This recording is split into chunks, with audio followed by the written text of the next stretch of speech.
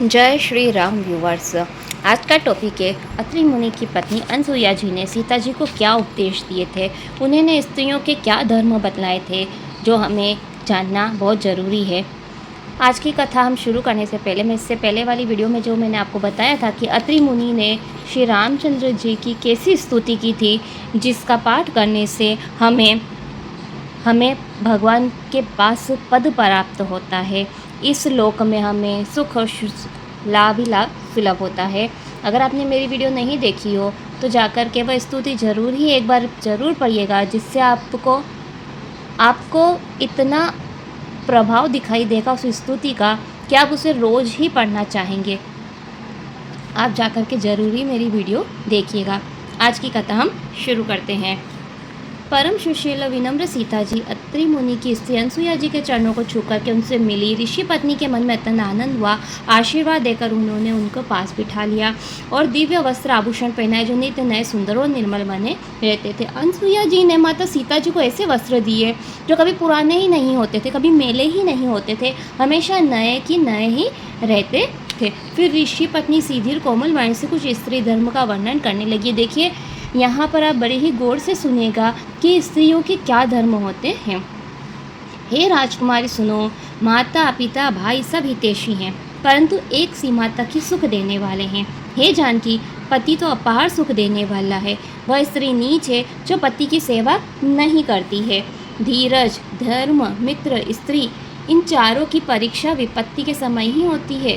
बूढ़ा, रोगी, मूर्ख, निर्धन, अंधा, बहरा, क्रोधी और बहुत ही दुखी, ऐसे भी पति का अपमान करने से स्त्री यमलोक में दुख पाती है। स्त्री का एक ही धर्म है, एक ही व्रत है, नेम है कि शरीर, वाणी और मन से पति के चरणों में प्रेम करे।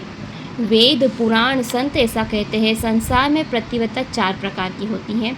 उत्तम पतिव्रता के मन में ऐसा विचार रहता है, सपने में भी दूसरा पुरुष संसार में नहीं है। मध्यम श्रेणी की पतिव्रता पर पुरुषों को कैसे देखती है? जैसे अपना भाई, पिता, पुत्र हो। देखिए, यहाँ पर 4 प्रकार की स्त्रियों के बारे में बताया गया है, पतिव्रता स्त्रियों के बारे में बताया गया है। उत्तम पतिव्रता क्या होती है कि उसके मन में कोई सपने में भी दूसरा पुरुष नहीं होता है। मध्यम श्रेणी की पतिव्रता पर पुरुषों को कैसे देखती है? अपने भाई, पिता और पुत्र के रूप में। और जो धर्म को विचार कर अपनी कुल मर्यादा को समझकर पति व धर्म पर स्थिर रहती है, वह निम्न श्रेणी की स्त्री है, ऐसा वेदों ने कहा है।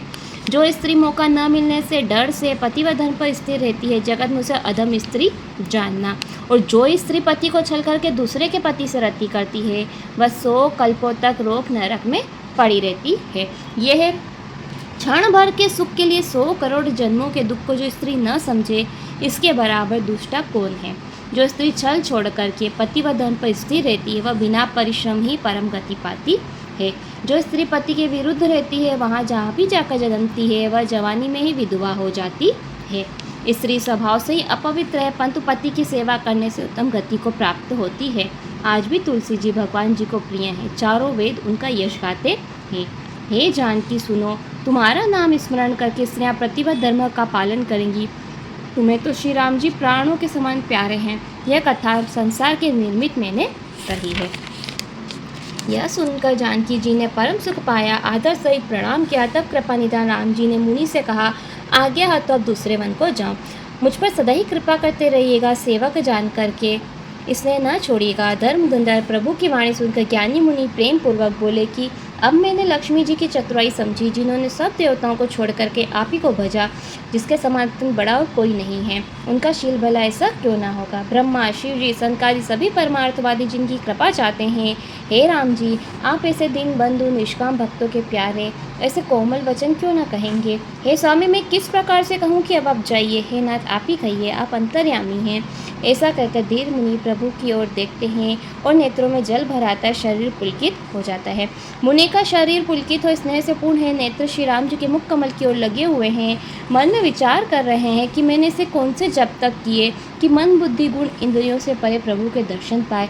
जप, योग, धर्म समूह से मनुष्य अनुपम भक्ति पाते हैं और श्री राम जी के चरित्र को तुलसीदास रातिम गाता है। श्री रामचंद्र जी का सुंदर यश कलयुग के पापों का नाश करने वाला है, मन का दमन करने वाला है, सुख का मूल है। जो आदरपूर्वक इसके सुनते हैं उन पर श्री राम जी प्रसन्न रहते हैं। यह कठिन कलिकाल पापों का भंडार, इसमें न धर्म है, न ज्ञान, न योग जप। जो सब भरोसों को छोड़कर राम जी को भजते हैं वे मनुष्य चतुर हैं। अत्रि मुनि के चरणों में सिर नवाकर देवता मनुष्य मुनियों के स्वामी श्री राम जी वन को चले। आगे राम जी हैं, पीछे लक्ष्मण जी श्रेष्ठ मुनि के साथ सुंदर वेश धारण किए हुए जा रहे। इस प्रकार से मुनि से विदा लिए हुए श्री राम जी, सीता जी और लक्ष्मण जी आगे वन की ओर चल पड़ते हैं। बीच में ही विराध राक्षस मिलता है, उनका वध करके प्रभु शरभंग मुनि के आश्रम में पहुँचते हैं। अब शरभंग मुनि की कथा जो है वह मैं आने वाली वीडियो में आपको बताऊंगी।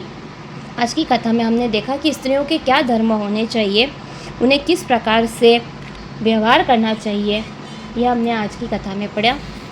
आने वाली कथा के आप मेरे साथ जुड़ जाइए। जय श्री राम।